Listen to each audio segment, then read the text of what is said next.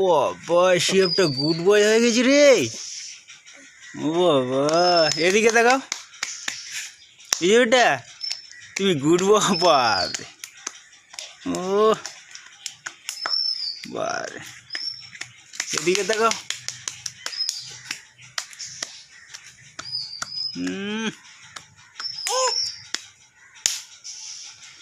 আসসালামু আলাইকুম, আসসালামু আলাইকুম। বাবা কি করছো রে শিয়াব? বাবা গুড বয় হয়ে গেছে বেটা।